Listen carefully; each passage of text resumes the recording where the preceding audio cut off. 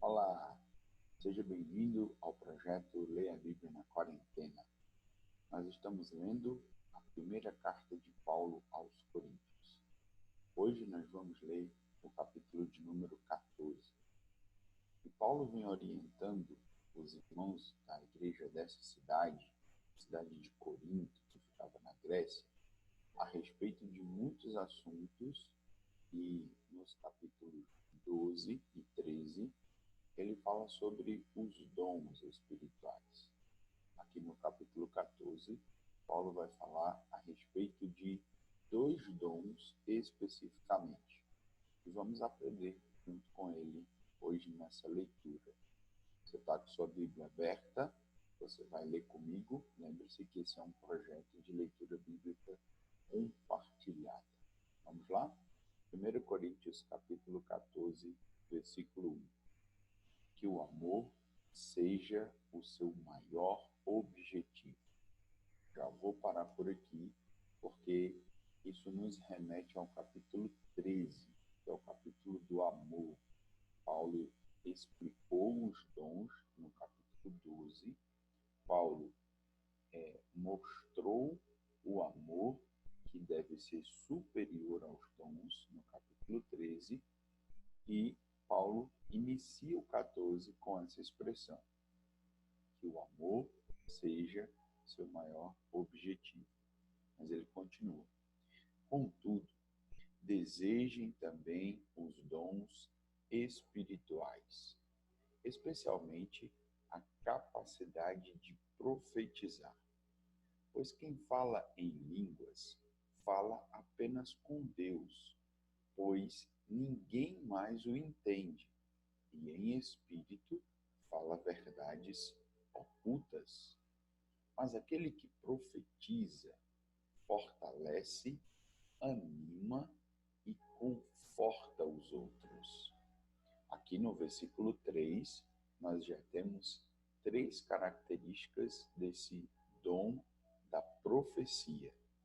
O versículo 4 nos diz: quem fala em línguas fortalece a si mesmo, mas quem profetiza fortalece toda a igreja. Versículo 5.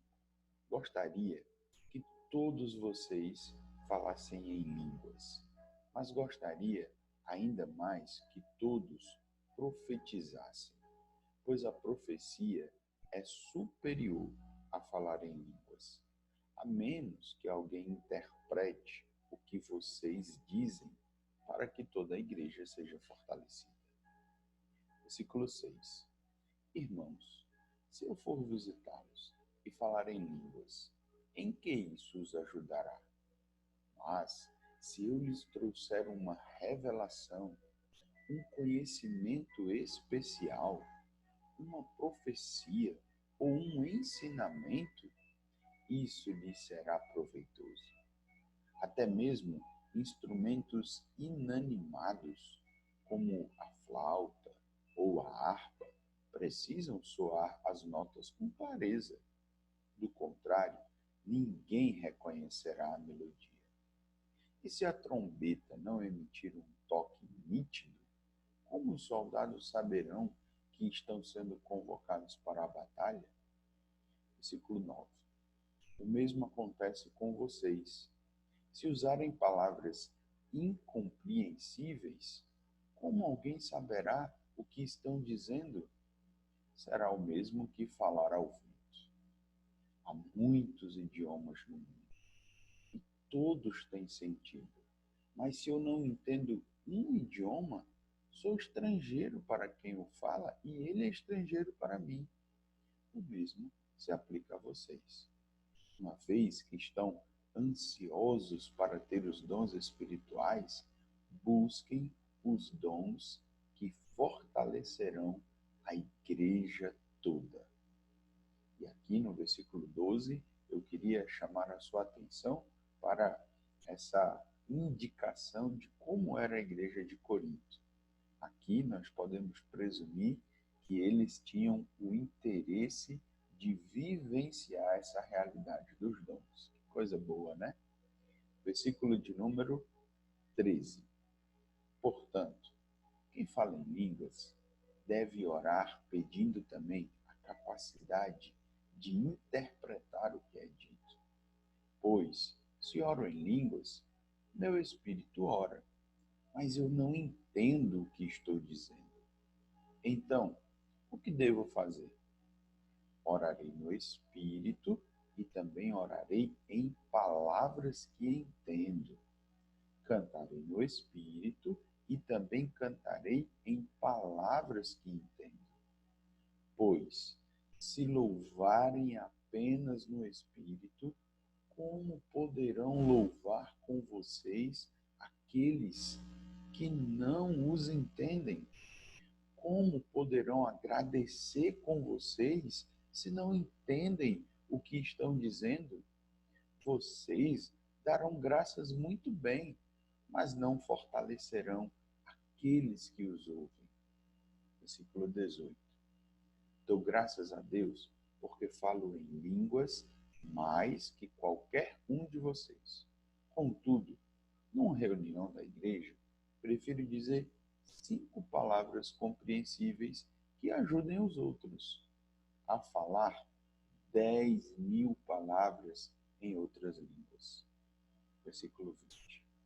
Irmãos, não sejam infantis no entendimento dessas coisas. Sejam inocentes como bebês em relação ao mal, mas sejam maduros no entendimento. Pois as Escrituras dizem: falarei a este povo em línguas estranhas e por meio de lábios estrangeiros. Mesmo assim, este povo não me ouvirá, diz o Senhor. E aqui, no versículo 21, Paulo está citando Isaías 28, 11 e 12. Chegamos agora ao versículo 22 do capítulo 14. Você está comigo aí? Vamos lá? Portanto, falar em línguas é um sinal, não para os que creem, mas para os descrentes. A profecia, contudo, é para os que creem e não para os descrentes. Ainda assim, se descrentes ou pessoas que não entendem essas coisas entrarem na reunião de sua igreja e ouvirem todos falarem em línguas, pensarão que vocês são loucos. Mas, se todos vocês estiverem profetizando e descrentes ou pessoas que não entendem essas coisas entrarem na reunião, serão convencidos do pecado e julgados por aquilo que vocês disserem.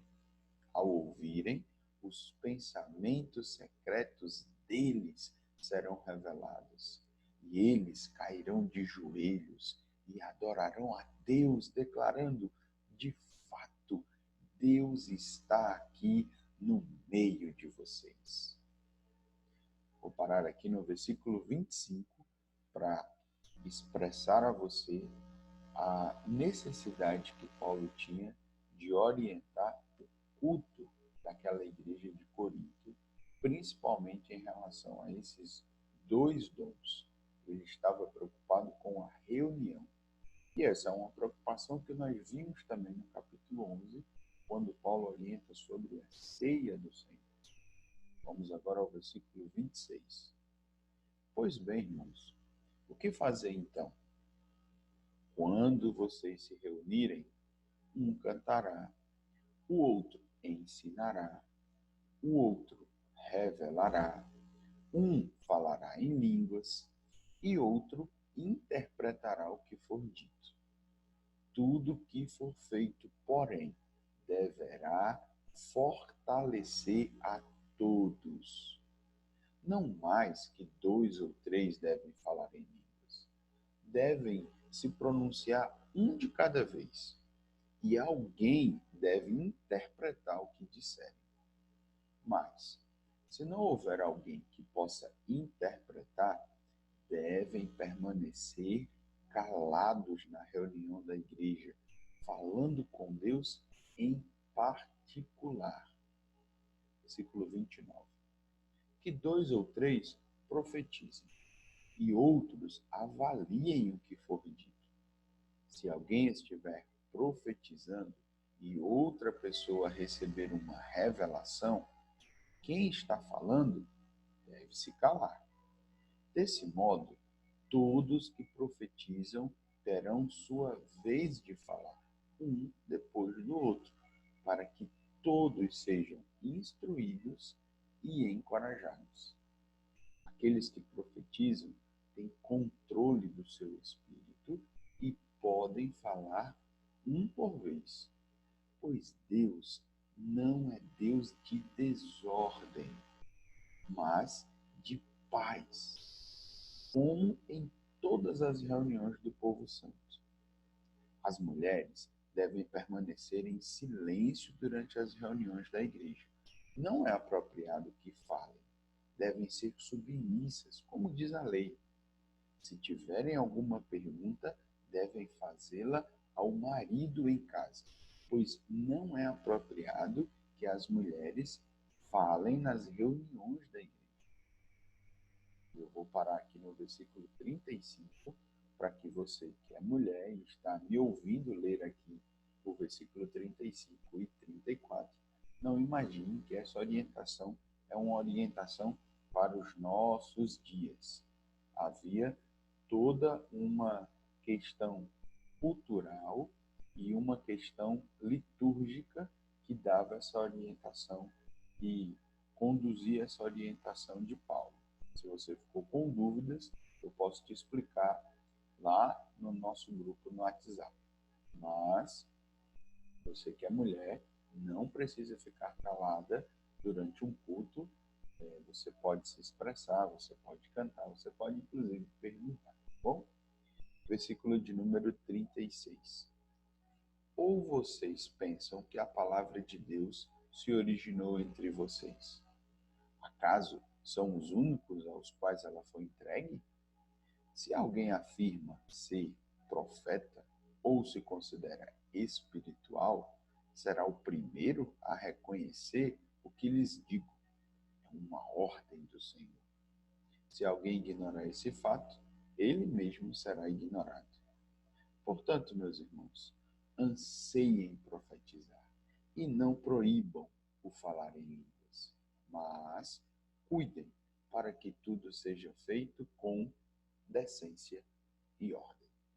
Aqui nós encerramos o capítulo de número 14. E eu quero chamar a sua atenção para que o culto, a reunião, aonde estão o povo de Deus, sirva como edificação para todos, pois esse é o objetivo de Deus para nós. Até o nosso próximo encontro do nosso projeto Leia a Bíblia.